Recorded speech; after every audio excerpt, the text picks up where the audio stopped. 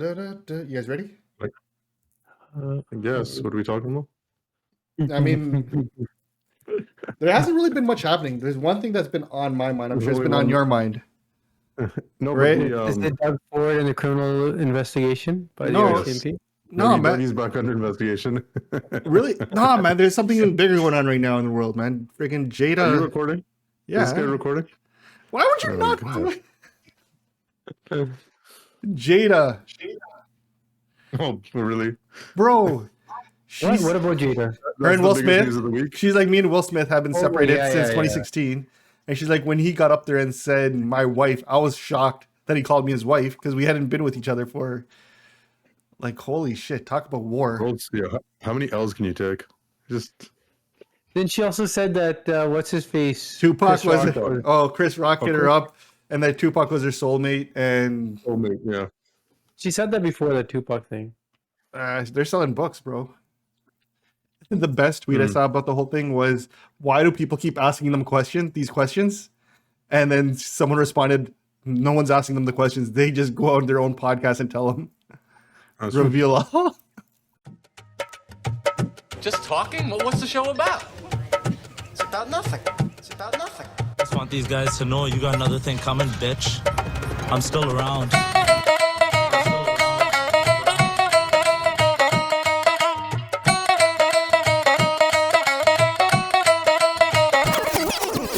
Oh, man, that shit's wild. Crazy.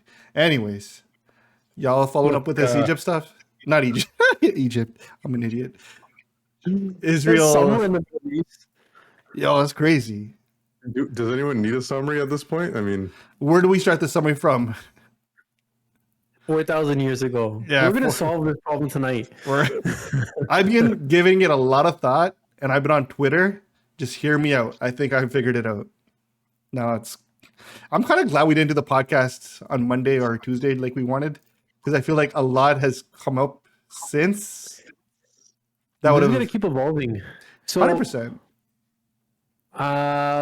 The day and time that we're recording is the point where there's a ground invasion about to happen. Israel's gonna go in. They told everybody to evacuate to the south of Gaza. And the UN is like, yo, that's kind of hard to do for 1 million people to move down to the south. And Egypt is getting pressure to open up its borders to some people at least. So that's where we stand. Yeah, that I like your very diplomatic, kind of try to cover all corners summary of that. There's also been some. Where do you want to tackle this fucking pig, man? Like, is it? Oh, maybe probably a wrong choice of words considering both people don't like pigs. But where do you? way to start it. Okay, first off, let's clear the air. There is nothing funny about what is happening. It's actually quite sad. When we bring levity into this, it's our own coping mechanisms at play. But shit's fucked up, man. Like, there's really no sensible way to discuss this thing. You go, Hamas shouldn't have started it on Saturday by going into a music festival and just shooting people up. Yeah, it's kind of fucked up. Can't really say, hey, you guys brought it on yourselves, because there's no justifying that. That's sinister. It's horrid. It's shitty ass thing. Also, blowing up half of Gaza in retaliation to that, when you're like, well, we didn't know. Pretty shitty. Yeah, I think the best approach is not to take a side when we start talking about it. That's where it all falls apart. But there's some clear sides here. Let's make a list of condemnable things. I mean, when you look at the world, and you look at news articles or what governments have to announce, there's always taking sides, right? I mean, Canada and countries have taken Well, sides. not an issue. So if we look at an isolated issue, sure, we can say, I think one side says it's isolated, it was a terrorist attack, that's it, there's nothing else to that story. The other side, I mean, justifying a terrorist attack is wrong, but the other side saying there's been persecution for how many numbers of years, and it's a more of a macro problem rather than a micro problem. And so that's where you have these two factions going on. But at the end of the day, if innocents are dying on either side, it's wrong. Yeah, there's really no but. No one's winning. No one's right, There's no but. At the end of the day. It's like, what they did is fucked up. That's it. There's no but. Yeah. What they did Yeah. in retaliation is fucked up. You There's know, no but. Yeah. there is no They're both- but. It's both wrong. Yeah, it's wrong. So how about this? Since it's gonna be so hard to talk about, let's talk about some specific issues. Specific issues. Yeah, there I said it. The reaction, the day of actually, funny enough, that when you sent that in the morning, that thread of like what's going on in Israel, I thought it was a troll, like people on paragliders attacking. I swear to God, I thought it was a troll job, but it was real. Anyways, what the reaction was around the world, there were two reactions. One, outright rage from the Jewish community and the larger Western world. And then there's also an immediate defense of Palestinians and Hamas. Almost like, I'll characterize it as, you can't look at today, you got to look at the bigger picture right away, and kind of let it slide. Those are two reactions. What are your thoughts, like, on both reactions? Robbie, go ahead. I don't know, man. It's such a weird. It's hard to talk about because at the end, from my perspective, is when innocents die. So we know that's wrong on both sides, right? From Israel's standpoint, it's them going in to the right to defend and right to protect their country. But they should be going. I mean, I think in all the conversations, at least that I've been reading, they're tying Hamas to the Palestinians and saying they're one or the same. That there's no differences. That all Palestinians are all part of Hamas, and that's where the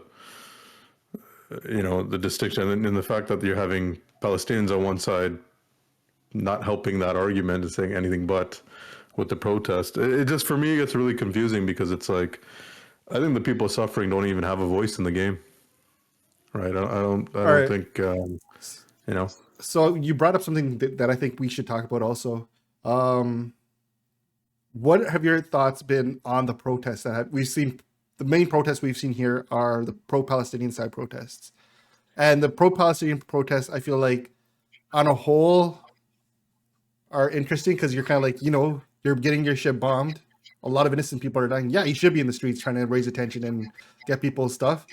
At the same time, you have the same people, when being interviewed, are like, yeah, fuck them. And yeah, we want to kill them. And I'm like, geez, brother. They were protesting before the bombing.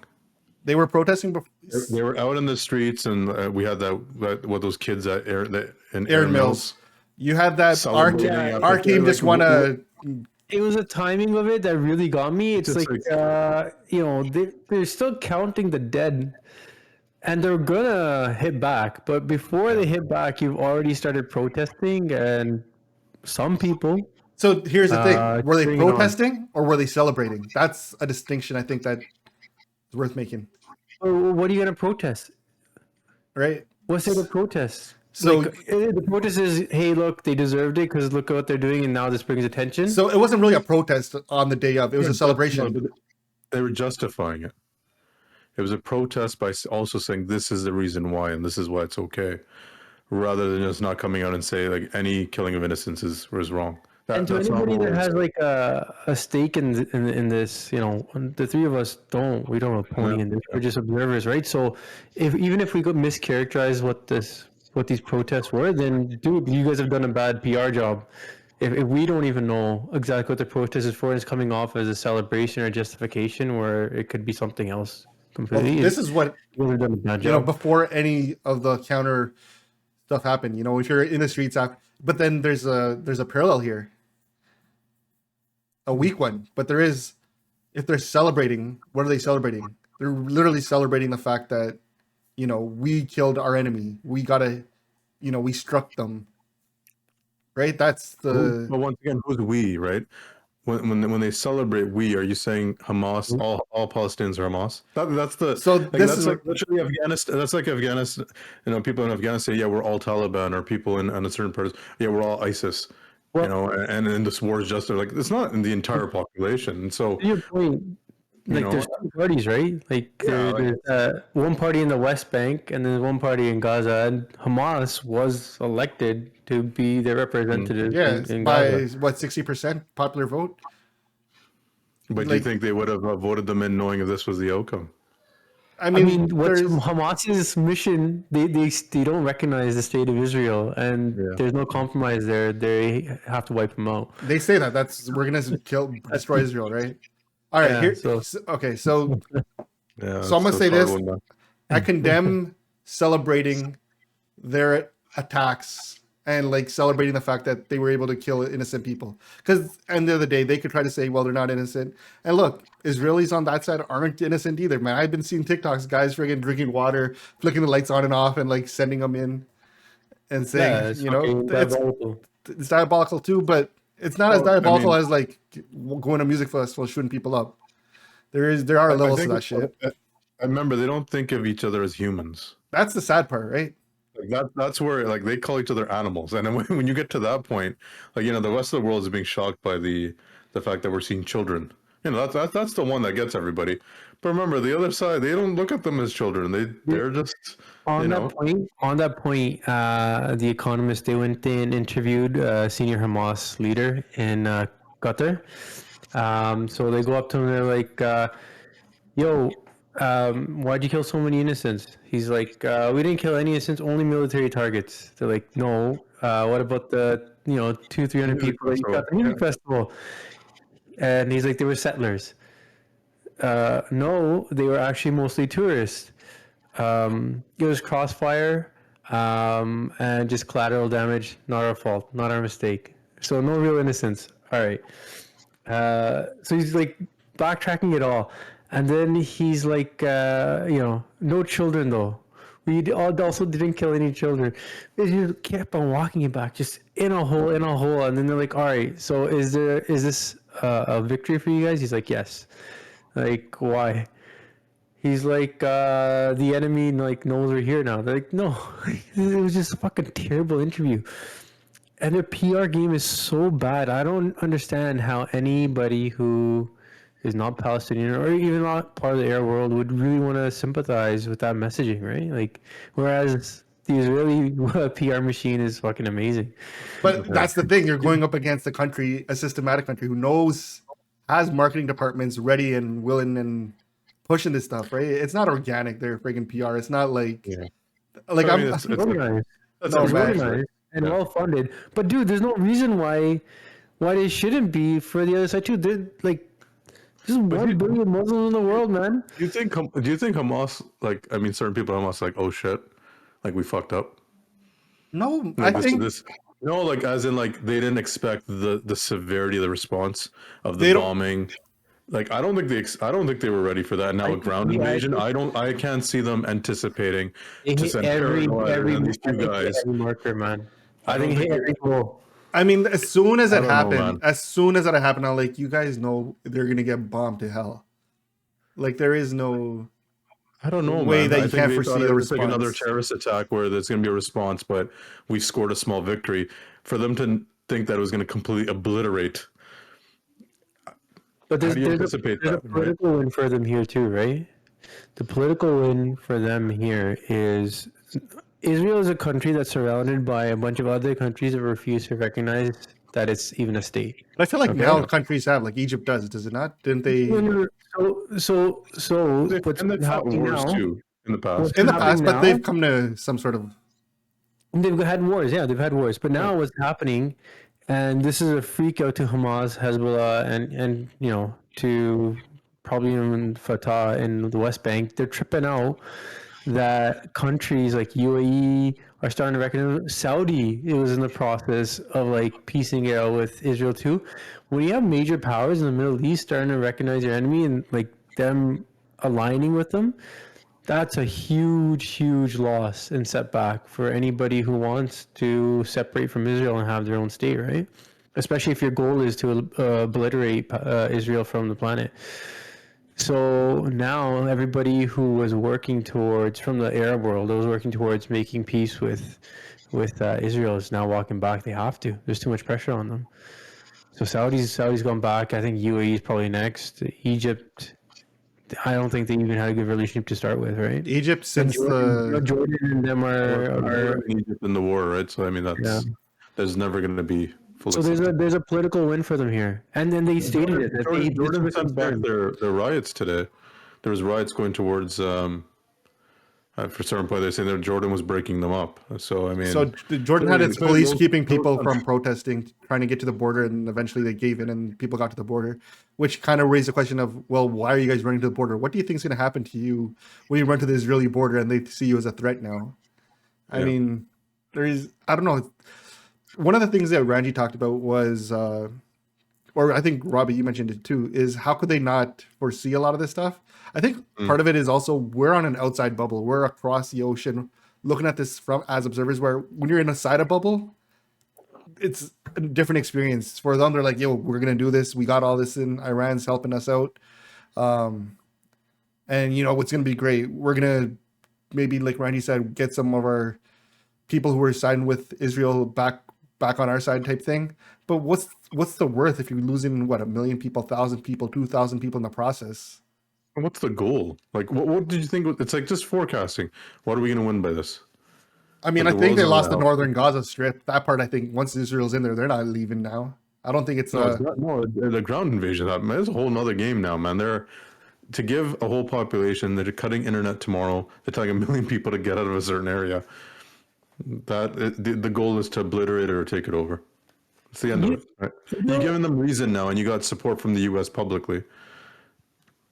which. They can go in. Go ahead. The other Randy. weird thing for me, man, and I can't help it. I can't help but look at this from a sick lens. Like I always have to internalize things from in ways that make sense to my history and like me, right? So I look at this as Afghanistan, six in Afghanistan when they got just a couple of years ago, they were getting butchered by Taliban, right? Even just last year. So there's always been this push to get six out of Afghanistan. And it's not to send them to the bordering Uzbekistan, or Pakistan or somewhere else. It's get them to India, get them to UK, get them to Canada. We're leapfrogging them to their community, the biggest bases of their community, not to their neighboring countries, right? So, in the same sense, Gaza is, bordered by Egypt and Israel.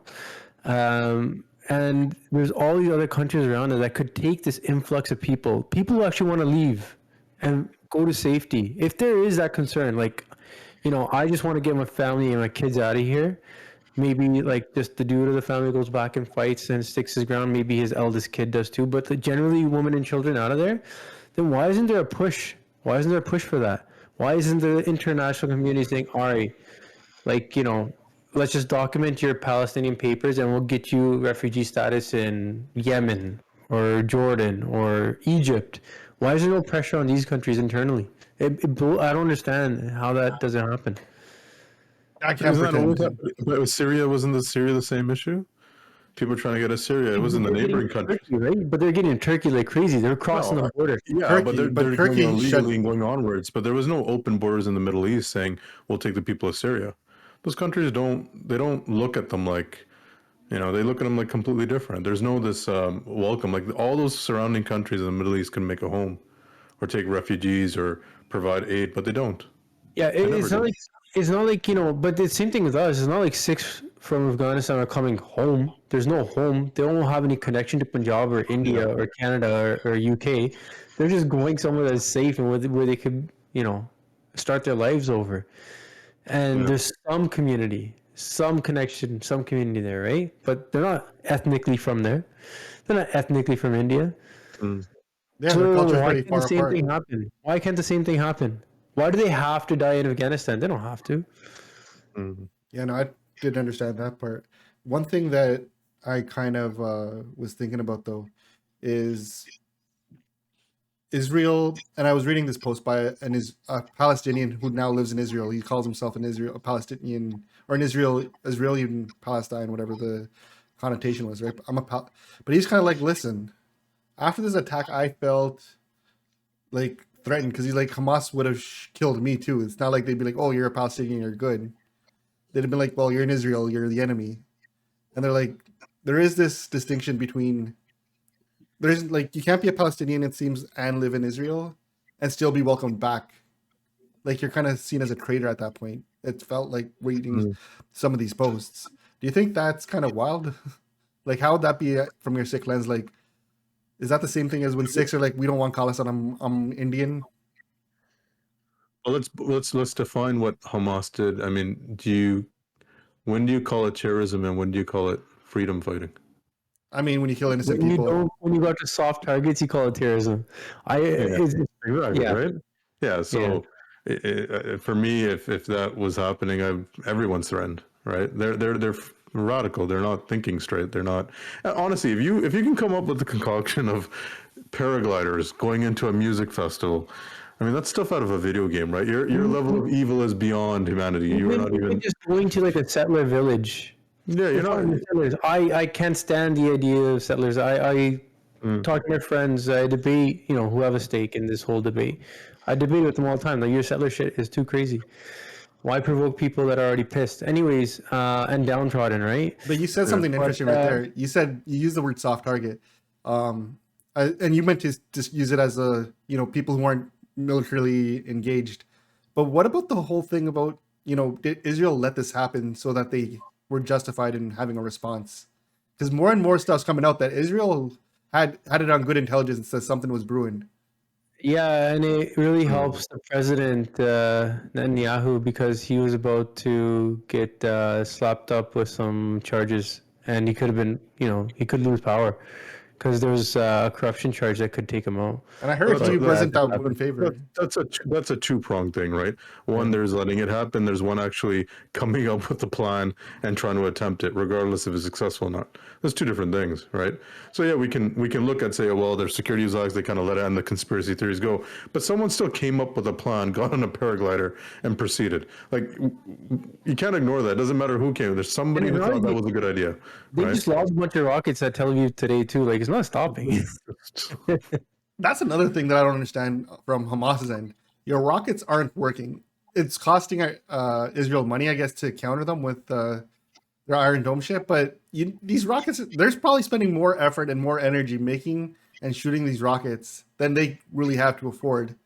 Where are they getting the rockets from? They're making Lebanon, them. or No, they're making them. There's making them? They can't make every single part. They're getting some parts. They're importing parts. They're grabbing their old plumbing, metal, copper pipes.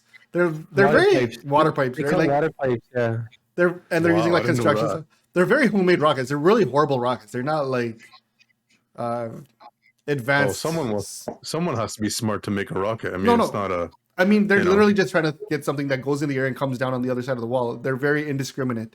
There's no honing systems on this. There's not No targets, yeah. targets, they'll hit right? anything. They're just They're slingshotting. yeah. They're They're slingshotting over. Yeah. It's the equivalent of throwing rocks over a wall is what they're doing. And Israel has the Iron Dome is amazing. It counters all the shit midair. It's pretty great. I hope Canada. I know we had like the NATO has one over Canada from the US. I forget, we had a cool name too, but I was sitting on YouTube watching this live feed. It looks crazy. At night, crazy it's like fireworks going off. Yeah. And they put like heavy like music to it, and it's just like a live feed of the Iron Dome going at it with this music playing over. I'm like, this is a wild friggin' situation. But to that end, it's just kind of like, what is Hamas gaining by throwing these rockets? They're putting a lot of manpower, a lot of things. They're only making it more justifiable to try and hunt them down and stop them. Has anyone from the other side, from the Palestinian, I don't know, I'm not going to call it the Hamas side, but just the Palestinian side said, like, try to have some peace talks and just like stop? Or is it just the elected party can't have the elected officials have to have the peace talks, and if the elected positions they're Hamas, yeah. party stance is that you have to go away for us to have peace, then that's not a good starting point. So there's no other way, right? It just sucks. It's like an open air prison, and you got these people caught in between, right? So, if they were real leaders, they would try to at least get the innocent, at least get the kids. Was it 50% are children? There's some stat. Yeah, in Gaza. Like 50%. I know I've heard of justifications. Well, they built a base under a hospital, and they do this and they do that. But still kids, man. You know? I know Canadians who have volunteered and done like a training tour with IDF. And yeah, man, they swear by it. They're like, dude, like we've seen this shit. They'll literally like, and these are people like not random. I know them to be good people. I believe them.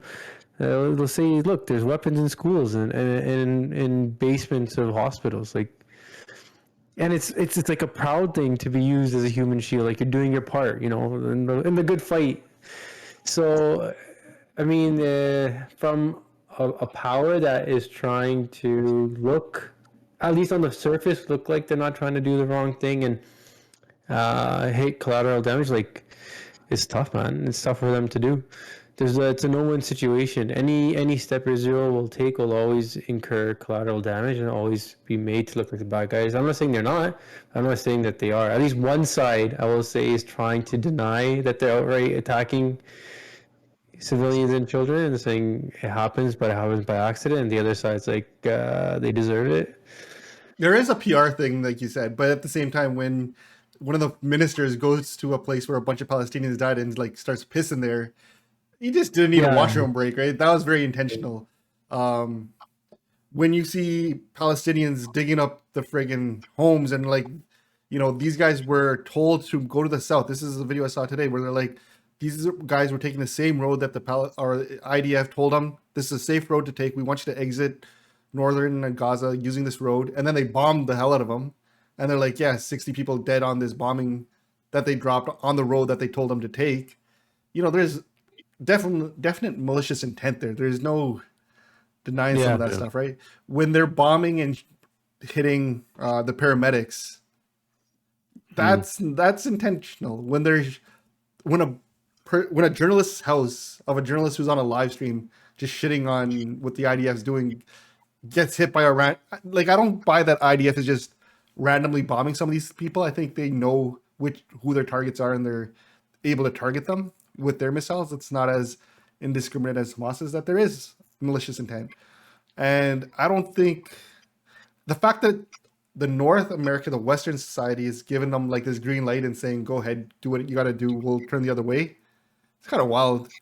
Meanwhile, we're shitting on Russia and doing the same thing to Ukraine. Like, where's... Well, I mean, by saying it's just about terrorism and not making that whole situation about that, it's the green light to go and eliminate Hamas. Nobody cares about the political and who's voted in. They don't care. It's all of Hamas is terrorists now, right? So, which side in the Western world is going to stand with no one, with Hamas? No one, right? You're not no, gonna have that. And I don't think we're even sympathizing with Hamas. Hamas is pretty fucked up, right? What I'm trying to say is like the basically the structuring of the situation for at least Israel is they have a green light to eradicate them. They're terrorist organization. You can, right? You can't eradicate something that is so deep rooted in a community because look, they got voted in. It's not like but they can literally bomb. But they can bomb, and there's nothing left. Here's where, like, if they go at the rate, imagine they just go and say, "Man, we're just going to destroy it all." They tried that in Afghanistan, man. They couldn't eradicate Taliban after like a not decade. the same type of people, man. It's a different type of people, I think. Right? Afghanistan is one of like, if you look at the history, how many people have actually gone in and actually been successful? One in our history. Yeah, that's it. So that's it. So if it's interesting that you bring that example up of the Sikh Raj. I found myself over the last few days really thinking about comparables, and I'm not trying to pretend like I'm a historian, but fuck it, who cares? I'm gonna take a stab at it. So, I mean, look, the justification for going that far before the Raj, right, to going that far into like Afghanistan was like, look, every single invader that attacked us came through here. We're just safeguarding ourselves, okay? So we got to occupy this land. We have this rosy picture of it was like a couple of armies fighting and his battle went. No, there was some plunder. There was some death and destruction. Villages razed, cities razed the whole way. It wasn't peachy. It wasn't, we were tyrants. It's like, where are we though? The goal was. Do we have any? Come on. I mean, are we expanding and extrapolating there, or are we just I don't know if there's evidence of us. This is how I get to that point. I take 60% of what historians on our side wrote. I average that with 60% of what the historians on the other side wrote, mix it together. Like, they made us look like barbarians, and our side made us look like heroic warriors, knowing the art of war. UN peacekeepers. Yeah. Only went as far as it provoked. So you mash that together, and then you come out with like, all right, there's no beauty in war, right? 100%. War is ugly. there was civilian there's collateral damage. The only thing that, like, both sides generally, like, there didn't seem to be any like widespread rape or something, like nothing like that. It was actually illegal, from my understanding, in the Cos Army, that even to like be with someone who's not a sick, it was like, let's say being with like a dude at the time, it was like you'd be shunned and kicked out. But think about even how the Sikh Empire was originally formed, with the missiles and them fighting. Yeah, it's straight fighting. Like straight gang warfare, right? Like, nothing's pretty about that. It's not rosy color, like you said. The point I was trying to make is they had a bloody trip to Afghanistan to safeguard their kingdom, and they occupied the area for a long time. The point of it was not to be conquered, but the point of it was to have some foundation in an area where we were living in forest and jungle and being slaughtered for many, 100 years, couple hundred years.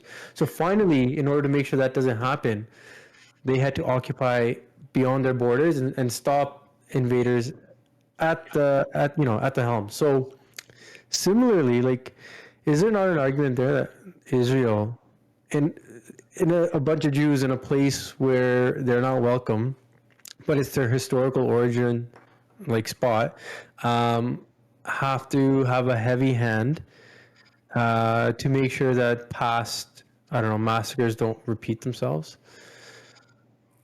I agree with you. I think Israel has a right to defend itself. I've never totally bought into the settler the settler debate. I think in the world's history, everyone at some point was a settler. And how long do you have to occupy something or a piece of land before you're the settled? You're the settler until someone else comes in. And the only way they do it is by force. The Ottoman Empire, the Roman Empire, like, how far back in history do you go to say, hey, this is our native land? To, like, Jerusalem, the Jews are saying, hey, this was our native land before we got run out of here in these other wars. And now we're just kind of, the British let them back in, and they're trying to reseed it, I guess. But at the end, like, where is this whole settler colonizer thing go to? I mean, as humans, we're nomadic. There's no lines from when you look from above in Earth. There's no land attribute to one person. Like, this is all made up by men, right? This is something that we use to say, well, this is our land. You can't really take claim, can you? If you look if you look at the context of all of history, who's really held something for 3,000 years? Like, is it really like first dibs? I had dibs on this, and now you kind of came, and I don't know. I feel like our entire history of humanity is, the strongest came, plundered, took, set up shop. I think it's the added facet of religion that screws this one up. That's what it is. It's the religious backing, right? But it's weird because all three religions have the same origin point with, like, all Abrahamic stuff. I mean, the origin is for ethnic Palestinians. Yeah. Irrespective of religion, ethnic Palestinians are the only ones who can say for sure that that's their origin. That's them first. But then when you add the layer of religion, well, of the three religions that lay stake to that place, I mean, the Jews were there first, right? Out of the three religions. So they were there first, and then Christians, I guess. And then Islam, or I got the two mixed up, but I know. Yeah, it's gone back. They've had tons of wars, and people. They've King of Jerusalem, Saladin. There's been a lot of history back. The Kingdom of God always comes to mind, man. Yeah, right. What does that mean to you? Nothing. Control. Everything. So, I think they're fight, but it's the religious basis that causes all the conflict. I think Hamas centers itself more as an Islamic party than any of the other parties did, where they were a lot more secular, I guess, in their approach. And here's the thing about Hamas, where as much as I want to condemn them, I can understand why and how a people would find strength in a party like Hamas. Because you're getting your shit kicked, you're getting bombed, you have relatives that are getting killed. You want a party that says, hey, we want to fight back. They give you a little bit of spirit. They help, if a party says, hey, we want to learn to coexist with them and there's not going to be any fighting, that sounds like that is the right approach in terms of longevity. But if you just had your parents killed, you've been living in this really shitty scenario, and you've been like kind of groomed in a way to think that these guys are monsters just based on everyone around you. You want the party that kind of speaks to that, no? So in that end, it makes sense to me as to why a party like Hamas gains strength. Because I've seen it within just people, right? You want to be around the guy who says, hey, fuck that, we're going to fight back. Yeah, but then is there any accountability about like, hey, go for military targets, don't go for women and children, unarmed people? Like Robbie said earlier, you humanize the other person to the point where it's like no different than killing an animal that's invading your property. It's like, yeah, but they're less than human, so we justify. Palestinians, you watch these interviews, they feel the same way about some of the, and maybe these interviews I'm watching are propagandized, or, they're not fair descriptions. But I feel like I've seen enough to think that the average Palestinian doesn't think the average Israeli is a good human being. It's so tough to share anything in this conflict, like on the socials, because in 5 minutes it's like, disinformation, disinformation. So this is where I want to say that I have this isn't my first exposure to this. I've been, constantly kind of like, this isn't the first time in our adult lifetime that they've been at war. I remember back in 2003 they were at war, and now that's when I started watching all these different documentaries on it, just because of sheer ignorance and curiosity, right? And now that the same thing's kind of still going on, you're like, well, I feel like all that stuff still kind of stands. The only thing that seems different today is the Israeli government in charge today is a really hardline right conservative government in Israel, who who kind of has that, what, fuck the people who want to fuck with us. We're gonna, strong arm anyone. And it seems like a lot of Israelis aren't really down with the current government's approach. So I was watching that even after these attack backs, a lot of Israelis are just like, yo, this government really escalated things by their response. They're not even the response before. Rhetoric. The rhetoric they had going in, that was going on for the last few years against Gaza and against Palestinians. I think when we grew up, we always heard about Yasser Arafat and the PLO, and like that's what I kind of grew up in the Clinton years and so on and so forth, and that's when you thought it was at its height. And then for me at least, it just kind of tapered out. Calmed down. I just thought it was there's suicide bombings, a little bit of indiscretions on one side, but yeah, that's always going to be the case. I never thought this is new, right? This is a different beast and different animal, and I think that's why I think Israel's using it as a green light to go in. I think Hamas will look back and say, "Oh shit, we did not expect that." No, I generally think that. I do not have thought they expected a whole invasion, a ground invasion.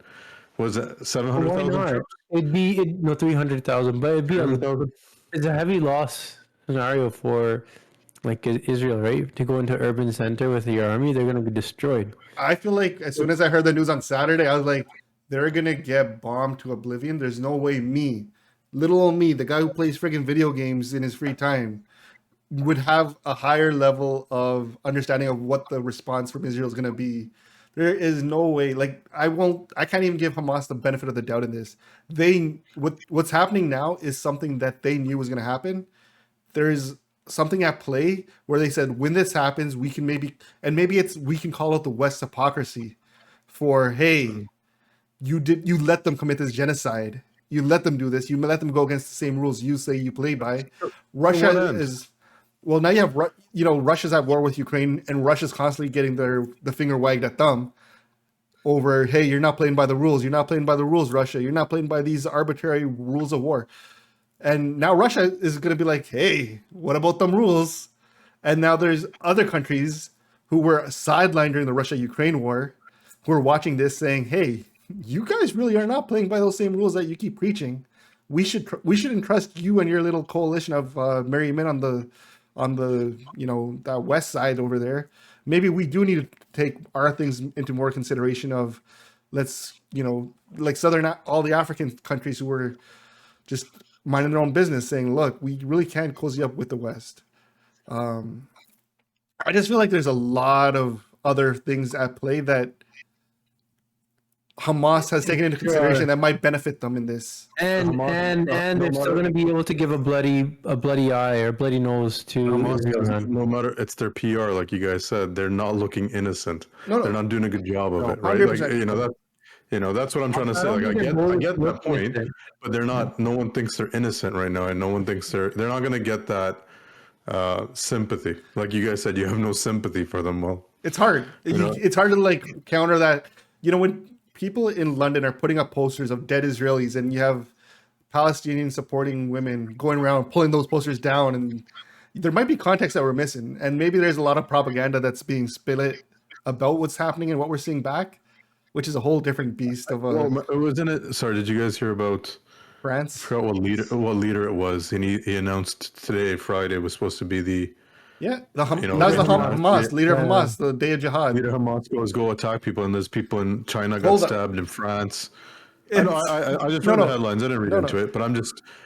I was reading different things, and they're like, is he saying to attack them, or is he telling people to protest and raise your voice? Jihad can be interpreted in many ways.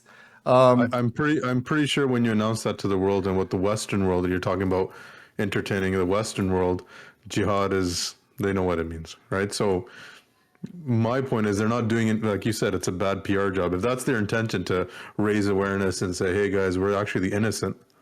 Right? The PR failed. Well, who's guiding them on this? Part of the PR failed when police in Toronto are adding extra security to synagogues and Jewish schools, saying, hey, we're going to make sure. And when people are telling their friends, hey, today might be a day you want to work from home. I don't know if you need to take the subway today.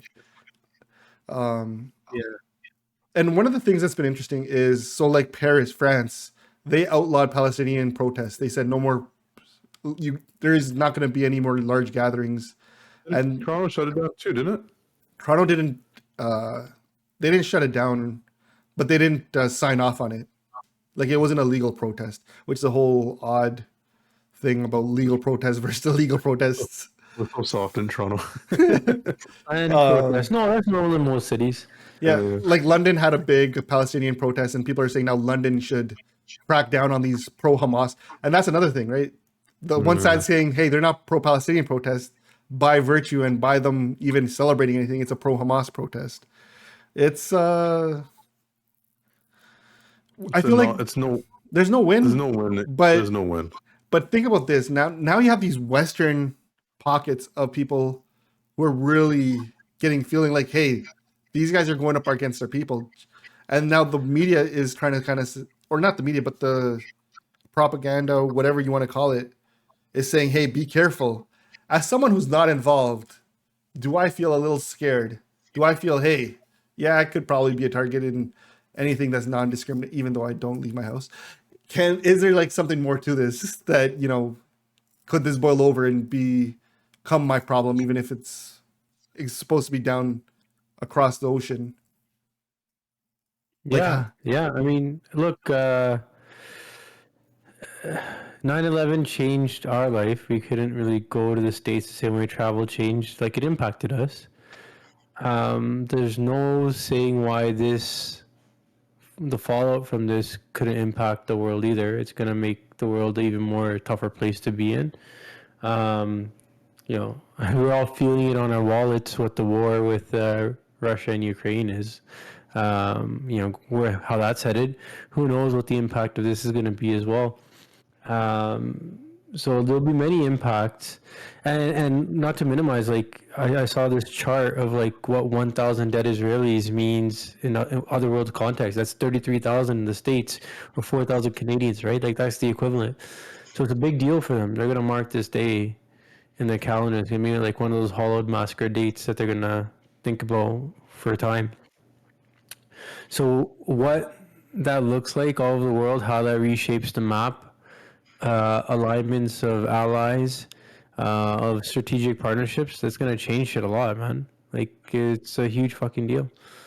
You know, when you say the changing of maps, one thing that's I've kind of always found a little strange is every time a conflict between Israel and Palestine has taken place, Palestine keeps losing a little bit more and more of their land. Like that map keeps shrinking. That at some point you probably and I'm Not again much this left. is you're not gonna have like it's at some point you're like Man, yeah we're not this strategy that hasn't really been panning out for us. No, I like just think I think this time they're just not going to have much left.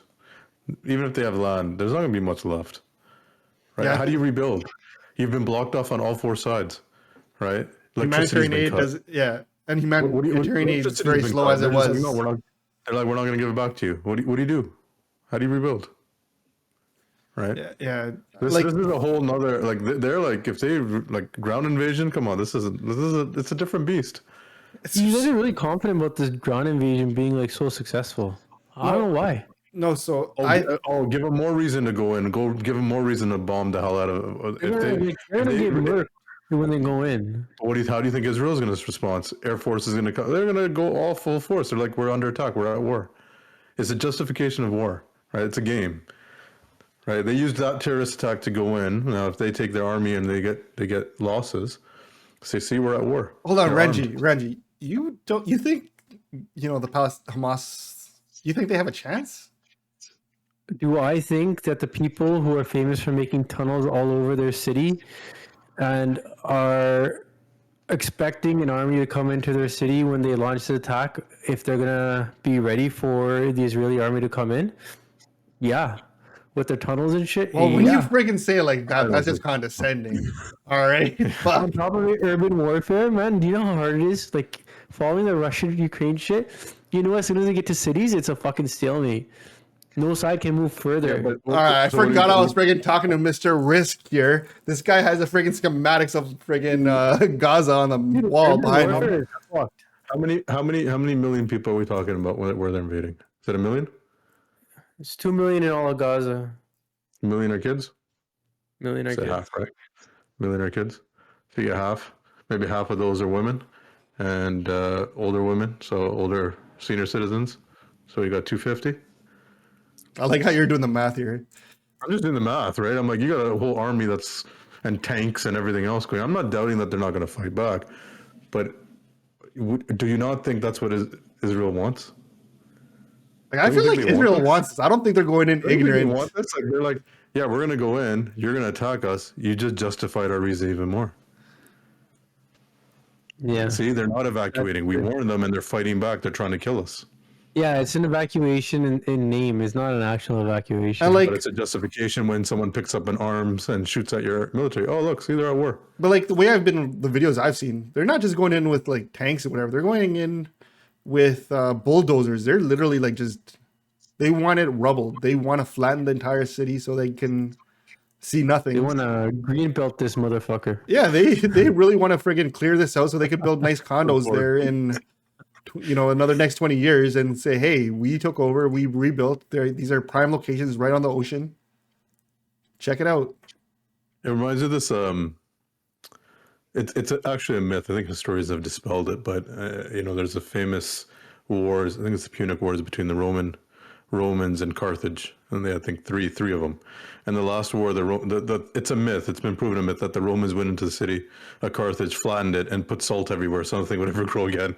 It was that much hatred, and it's always been this rumor, and historians have dispelled it. But basically, that whole city got wiped out of history. Well, even Sirhan, right? Like after the Shorty Sarjadi were killed there, it was like years later, Banda Singh Bahadur went back and razed the city to the ground. People famously say that they didn't leave a brick intact. Like that's a point of pride.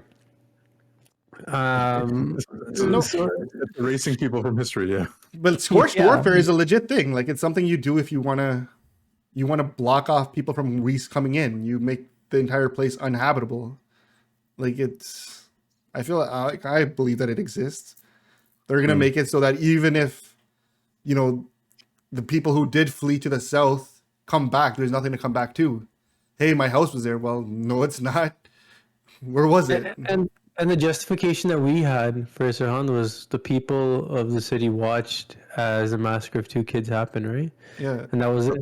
And that's it. I know it's a celebrated point in our history. Yeah. And now we're the ones who are like, you had 1,000 people die in a brutal way, but take the No, high road. Like we aren't people to say that. We are no. not the right people to say that. So I acknowledge that world war in general is nasty. There is no just. I'm not saying there's no just war. There's no clean war. People, there's so much collateral in war that it's nasty. There's a nasty business. War- It's violence. War ends, no one wins. Yeah, Yeah. No one you know, really wins. War just end. Yeah. there. War is like the epitome of violence. How much violence can I, put on you to make you tap and make you not want to come back at me? It's whoever can inflict the most amount of violence on the other. That is war. There isn't. We took out your military targets and now you can't rebuild, and there go you. I mean, lately they try to make war more of a financial thing. Of well, now you can't afford to rebuild, so there go you lose. But actual war is, demoralize, break the soul of the people, whichever way you can, and it's a nasty thing. There is no clean wars. But one thing that's crazy about this war is the timing that in 2023, the way we consume war and the way we consume information is social media. Can we believe a thing that comes out? Everything that gets posted in the morning is disproven at night. Here's a picture of a baby being burnt. Hey, the AI app said no. Hey, the president said he acknowledges that it's true. Oh no, he doesn't. He heard it from a friend in a WhatsApp group that the president's in. We don't know if it's true. Oh, Israel president said it's true again. Oh, but his source is that same original source that was wrong. Where's and everyone's up in arms and retweeting and pushing it and calling the other person anti-Semitic, and you didn't believe us. It's fucked. What is truth right now? How much do you It's hard to believe? tell. It's hard to tell actually in this age. Now I'm scared of posting or sharing anything. You have Yeah, fact check. 2 minutes. I find that part of the world is so interesting. How far do you think it is to drive from Jerusalem to Damascus, Syria? I don't know. You just Google mapped it. Yeah, I just wanted to see the size of Israel. How far do you think that drive is to drive from Jerusalem right to Damascus? So you're going through, I think, Jordan, and then you're getting into even driving half of Lebanon on the side of it. Not No into traffic? Lebanon, but close enough. With No traffic. How translation? far? 2 hours? An hour? It's 4 hours. It's from here to Ottawa, boys. All that conflict. Well, the from Gaza Syria, Strip, it's all in that. It's crazy, right? When you think of how close everything is. but the Gaza Strip, landmass wise, is less than the GTA. Let's see. Because I was it's, looking. 5 miles wide and 25 miles long, something like that. Yeah, it's like this weird sliver. They were showing just Gaza where they're telling them to evacuate. Is this From the border to the ocean on some parts, it's less than 5K. Yeah, It's about 5K. it's That's crazy. 5K, okay, 5K, okay. That's yeah. It's No, a very it's- small piece of land. and a lot of death. It's one of the most densely populated places in the world. It's Yeah, they stay more densely populated in London, Toronto, all these places. What do you think not is really going good on news. though with Well, Throw a rock in any direction, you're gonna hit someone, right? Imagine now you're throwing rockets in any direction, you're gonna hit hurt a lot of people. I saw this thing where they said in Asia, in Europe to a degree, in India especially is apparent, is no one trusts the politicians and no one trusts the media. There's zero trust. Whatever they say, they take with a grain of salt for the most part. It's more entertainment there overall. But in the West, no, it was a general statement that in that part of the world, the eastern part of the world, people have the trust for media and the politicians is so low that no one's ever really bought into them.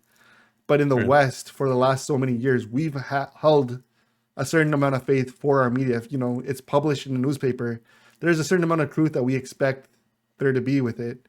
If a politician says it, we expect them to have vetted something to a certain amount of degree of truth to it. But I feel like since Trump, the West is now kind of, oh shit. The media, yeah, you guys make up some shit from now on. from time to time. You guys aren't the most trustworthy. don't- You politicians, there- we don't really trust the there's things no- you say sometimes. Do you really think media is different? I mean, I think the world's open now with the internet and news sources coming from every different direction. I think it's clickbaity. I think it's more clickbait or clickbaity whatever it now. is. I think it's more Yeah, that's- clickbaity I now mean, than it was. Who's really reporting? You know, who do you trust? What's your trusted news source? You say one news agency, there's 10 people jumping on you. Oh, that's fake news. Blah blah blah. But there's a couple of international brands you kind of trust and say, all right, the plus minus on these guys, so they can nail it, is pretty good. But they also have their Is like it- hit misses, right? Like the is it BBC. Reuters? Is it BBC. Reuters that just no, the Reuters, do they just give you the news, but they give you no context, right? That's the guys I like. This is what happened today. Yeah. Here's a Alright, cool. facsimile that we got. Opinion, I just want to know what happened. All right, cool. Right. They get blast when you use the word died versus killed versus murdered, but like, yeah. But generally, yeah, you're right. They just simply state what happened.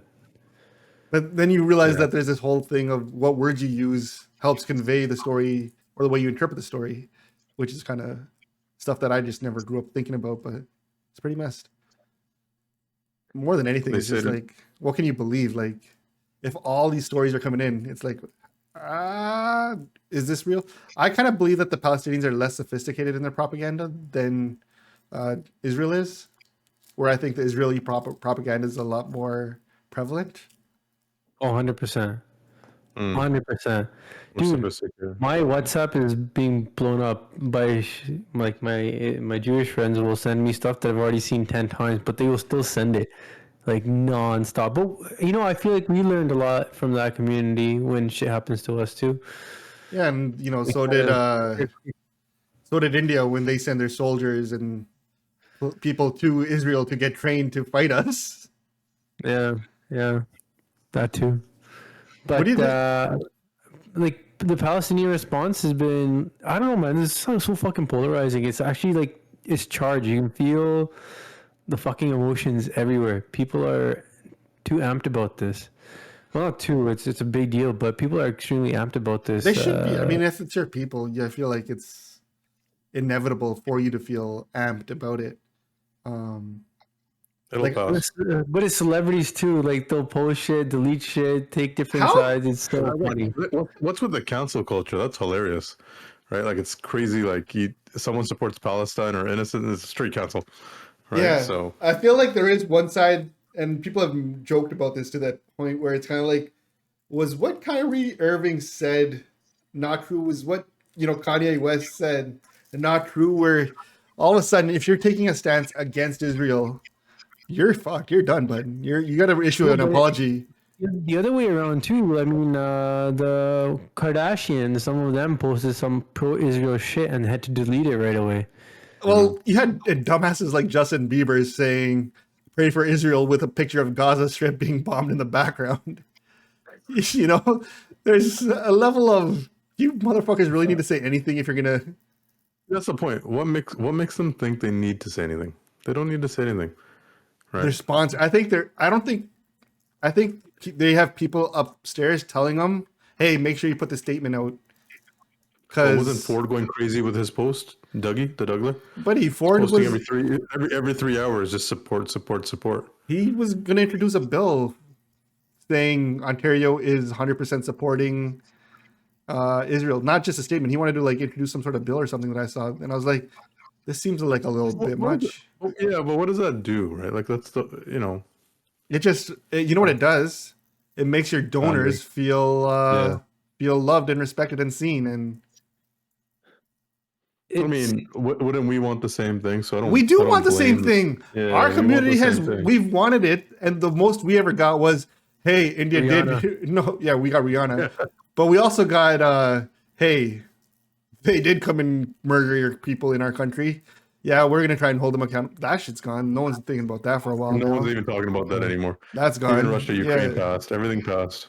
Remember after Russia, Ukraine, 2 weeks later, like we kind of forgot about it. It was only Ranjit really paying attention.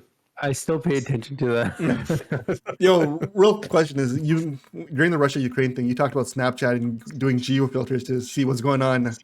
Are you doing that in this thing too? Or is your Snapchat buzzing?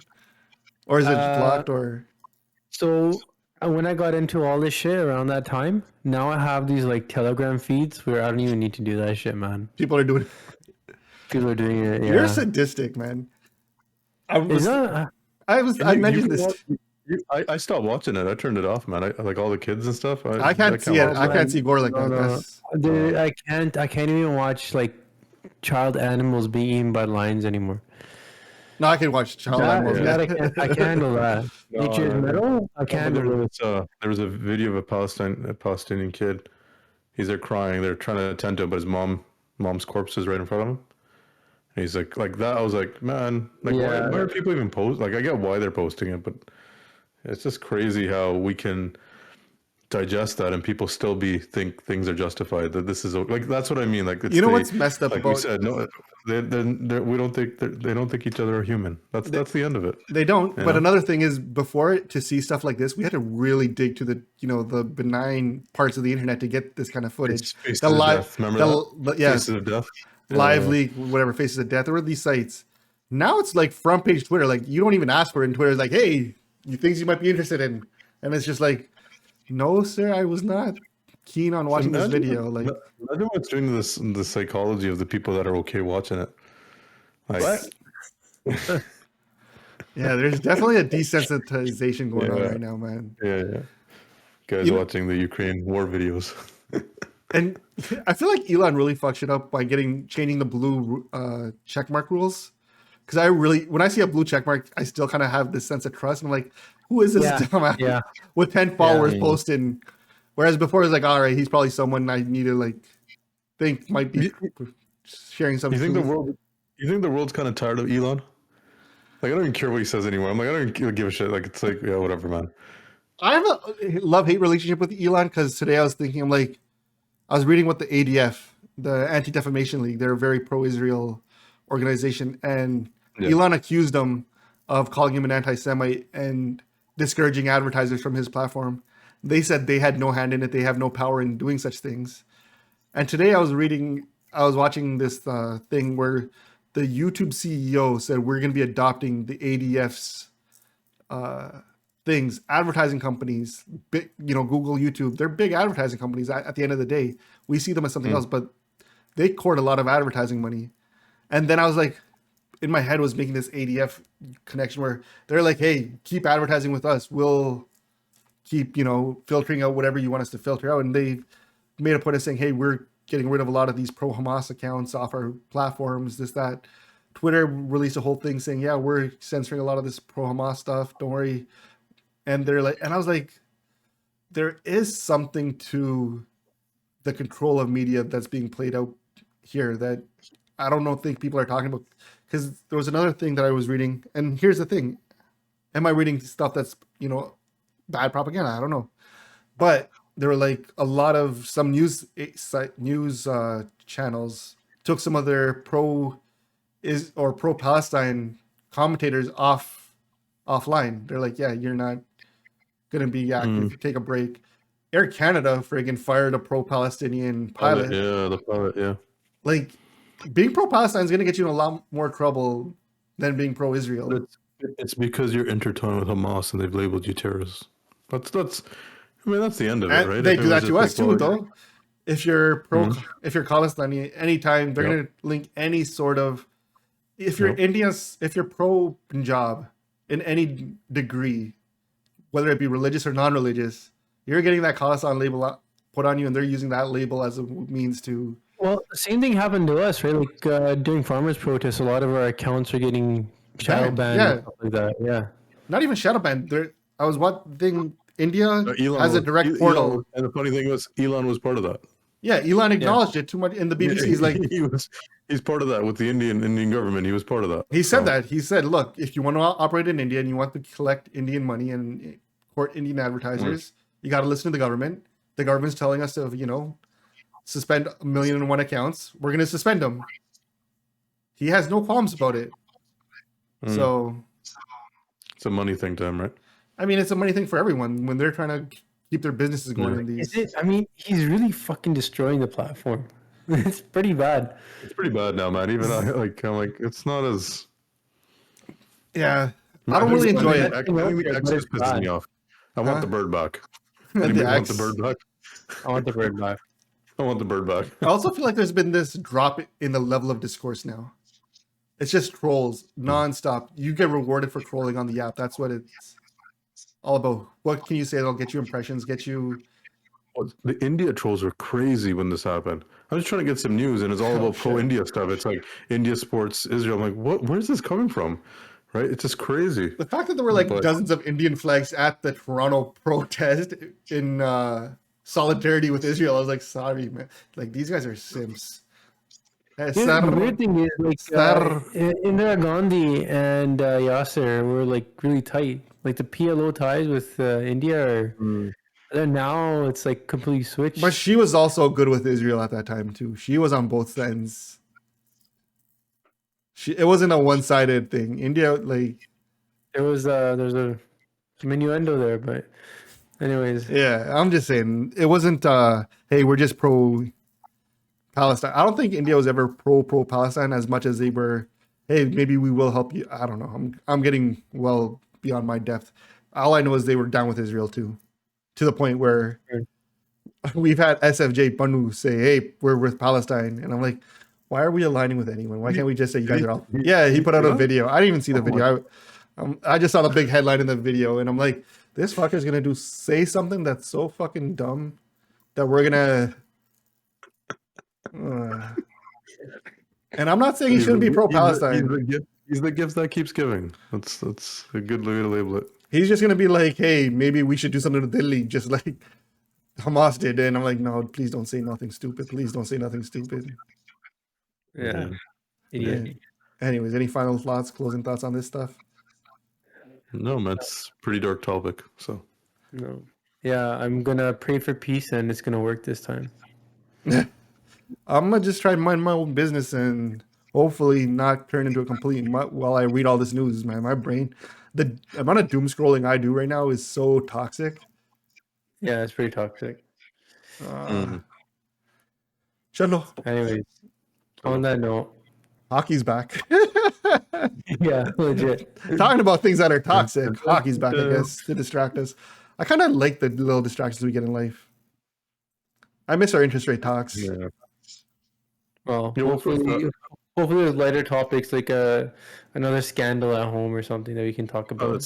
What's the scandal boss came out with today? Diljit's concert. People can't get in. Oh yeah, straight up, Kirpana. straight banned Kirpana from the venue. It, Why you hate on Diljit, bro? explicitly said, hey, no Kirpans unless you put on a plastic one. Really? Yep, explicitly worded in his shows. But is that the venue's requirements rather than Diljit's requirements? Well, he's on tour. He can't control the fucking venue. You can't But control what the venue was it? Yeah. You'll find it, man. It's on Twitter. We can talk about it more next week. He's in Australia. No, it was a New Okay, Zealand one, wasn't it? I think that one was in New New Zealand. Zealand? Okay. Yeah, that was in New Zealand. Well, that kind of makes sense with their history. So Oh yeah, they can't even have guns. Nothing. Yeah. Chalo. All All right, boys. Till next week. peace. Peace. Not next week, in like a month or whatever. But hey, you know what I mean. Peace. Maybe 6. Peace.